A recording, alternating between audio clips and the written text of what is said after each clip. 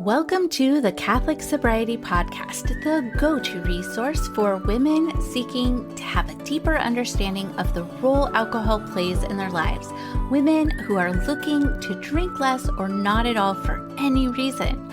I am your host, Christie Walker. I'm a wife, mom, and a joy-filled Catholic, and I am the Catholic Sobriety Coach, and I am so glad you're here.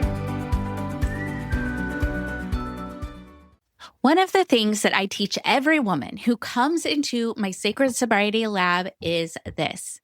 Stop asking yourself who you are right now and start reminding yourself about who you are becoming, because your brain will follow the story you give it. And if the story is, I'm someone who is always going to struggle with alcohol, I have no willpower, and on and on and on, that is exactly what your brain will keep believing. So we do thought work around identity, around your future self, and around learning to say and mean, I am becoming a woman who. A woman in my coaching program just hit 90 days. And when I asked her what shifted, she didn't talk about willpower or rules or counting days. She said something like this: I stopped trying not to drink and started becoming someone who just doesn't. And that, my friend, is the work right there. That's exactly it. Now, I want to talk today about what I think is the most underrated shift in this entire journey toward alcohol freedom. Not a strategy, not a technique, and not a 30-day challenge. It is a shift from behavior management to identity. Now, most of us come into any real attempt to change our relationship with alcohol with one strategy. And the strategy is often try harder not to do the thing. Don't drink tonight. Don't go past 2 drinks. Don't open that bottle. Don't let yourself get into that place again. And we bring willpower into it every single time. We also bring rules. We bring apps that count our days and podcasts that keep us motivated, like this one, thank you for listening, and promises we make to ourselves every Sunday night that we really do intend to keep. Now look, I did this for years. I know exactly what this feels like. And some of that, the accountability, the awareness, it has real value. So I'm not dismissing it. But here's the problem. All of it sits on the same foundation. The foundation is this: I am someone who wants to drink, and I'm trying to stop myself. Do you hear what that assumes? The whole framework takes for granted that drinking is what you actually want, and you're fighting against yourself to get a different outcome. And you know what? I probably don't have to tell you this, but it's exhausting. Of course, it's exhausting. You are at war with yourself every single day, negotiating. And here's what neuroscience is very clear on. Willpower is a limited resource. I say this all the time. It depletes. It does not hold up under stress, and it doesn't hold up under the grief of the loss of who you think you are with alcohol, the loss of that crutch, of that coping, of that self-medicating substance. It doesn't hold up when you're tired and it's 9 p.m. and everyone else is asleep and the wine is right there and your nervous system is screaming for relief. Willpower was never designed to carry that weight long term. It's a short-term bridge. It's useful for getting through a hard moment, but it's not the foundation for a changed life. So if you've tried this approach and it didn't stick, I want to say something that I say quite often, and it bears repeating. That is not a character flaw. That is not a weakness. That's just what happens when we use the wrong tool for the job. And the right tool here is identity. Now let's talk about what identity actually means. When I say identity, I don't mean a label. I don't mean you walk around announcing, I am an alcohol-free person, and then everything magically changes. Identity is much, much deeper than that. Identity is the story that you believe about who you are. And here's why it matters so much neurologically. Your brain is always working to keep you consistent with the story it believes about you. And this is how habits form at the neurological level. Your brain is not trying to make you happy. It's trying to keep you consistent. It loves patterns. It builds neural pathways, automatic responses. It is very efficient. And it's all in the service of keeping you acting like the person it thinks you are. So when the story in your brain on repeat is, I'm someone who drinks to relax, to decompress, to de-stress, to be less anxious, then your brain will root you there. It'll prompt you to reach for the glass almost automatically. It'll make every stressful evening feel like it's pointing toward alcohol because that's the story. That's the path that it knows. But, and here is where it gets hopeful, that story can be rewritten. Not overnight, not by saying an affirmation in the mirror, but through small, repeated choices that signal to your brain, this is who I am now. Now, the woman in my coaching group put it beautifully. She said that she stopped thinking about what she was giving up and started asking herself, what would a healthy person do right now?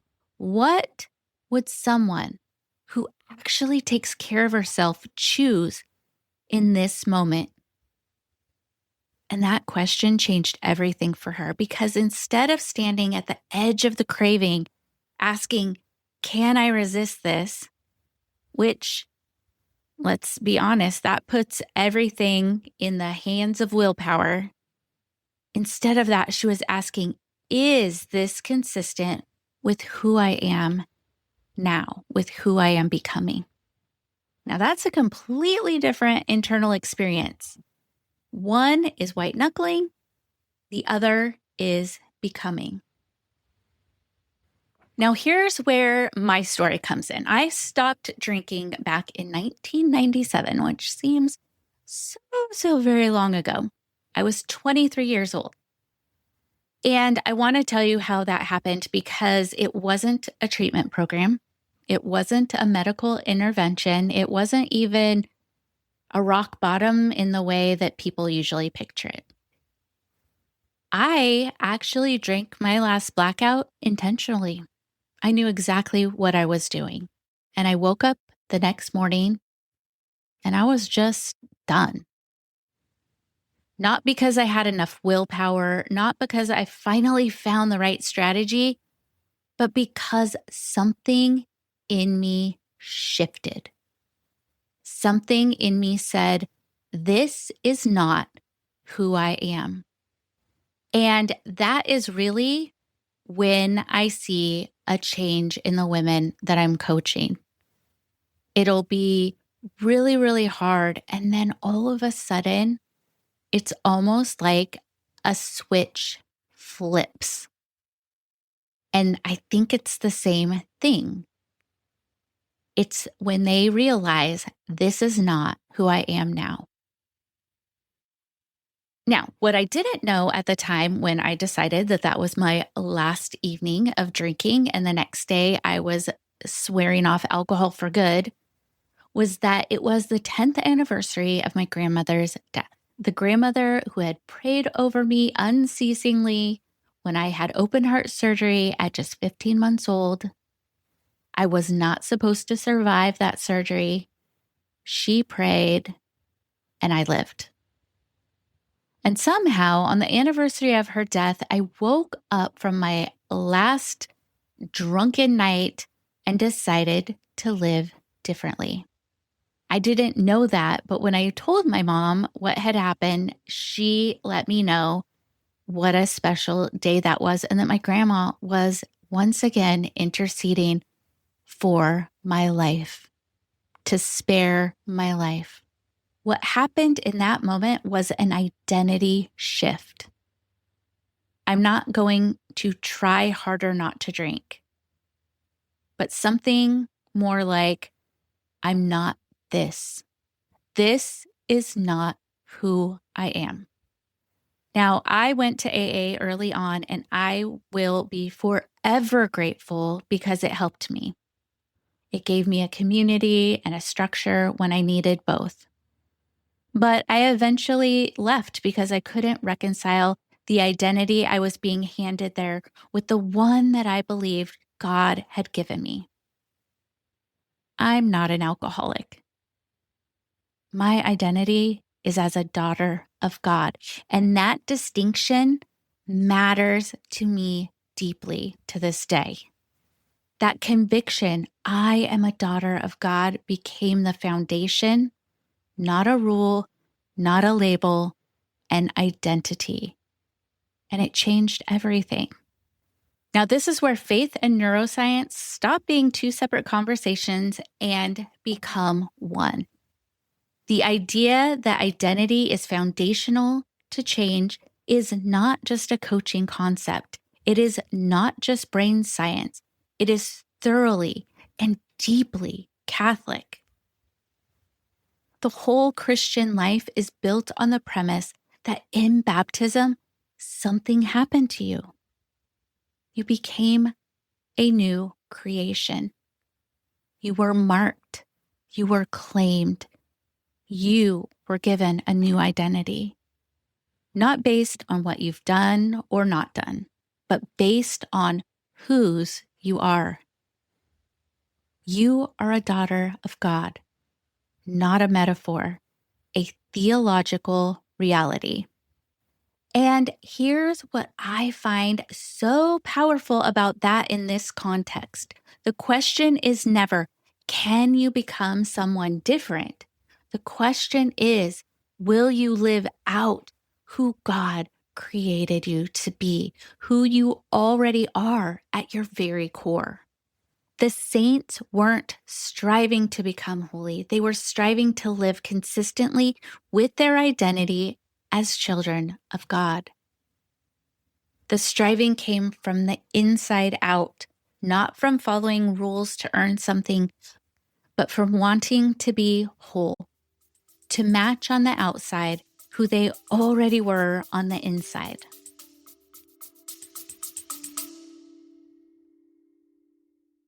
Right now, alcohol feels like the only way that you can cope with the stress of motherhood, social pressures, and maybe even fit in with your group of friends.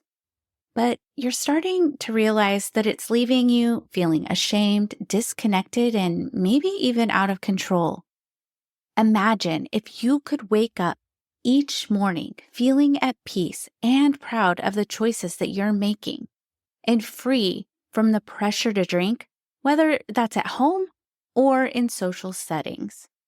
And that, my friend, is where my 5-day Sacred Sobriety Kickstart comes in. By the end of the 5 days, you will feel more peaceful and in control because you will have more clarity and confidence around your decisions to take it or leave it. You're also going to learn how to manage your mind in a way that is aligned with your faith. You will learn how to speak truth over yourself, and that will help you root out what's keeping you stuck. So check out my 5-day Sacred Sobriety Kickstart and gain the clarity you need to make the decision to take alcohol or leave it from a place of peace. You can visit my website, thecatholicsobrietycoach.com. I have a pop-up there, or just go to my show notes.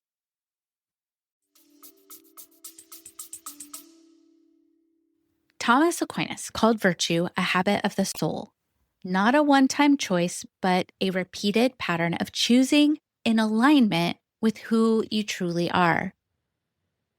And when you ask yourself in a hard moment, is this who I am? You are not just doing a coaching exercise. You are actually doing something profoundly spiritual. You are asking your soul to align with your truest self. For a lot of us, there is this deep shame story underneath all of this, a belief that we are fundamentally broken and that something is wrong with us at the core, that we are the problem. And what the Catholic faith says, what I want to say is no, that is not your identity. That is a wound. That is a pattern. That is something that your brain learned, but it is not who you are. Who you are was decided before you are born. That doesn't just get revoked because you slipped up. It doesn't get revoked because you made promises you didn't keep, and it doesn't get revoked because you're still in the middle of figuring this out. No matter what, you are still a daughter of God, and that is the most solid foundation you will ever stand on. Now let's talk about what this looks like practically. First, let's start with a question, not a rule. Rules are external. I won't drink on weekdays. I won't go past 2. They put you in this position of compliance or violation. And when you violate them, then the shame story gets louder. See, I can't do it. I'm hopeless. Questions are internal. That's why we ask a lot of questions in coaching, because it brings out what's on the inside. Questions like, who am I? What does someone like me do right now? Is this consistent with who I am and who I want to be? You see, questions engage your brain in a different way. They invite reflection rather than demand compliance. So for those of us who have a little bit of that rebel spirit inside of us, asking questions can be a gentler way to get us to open up and go down that path, because this still gives you agency. So instead of saying, I can't have that, why don't you try saying something like, I'm not really someone who does that anymore. You see, feel the difference there? I can't have that versus I'm not someone who does that anymore.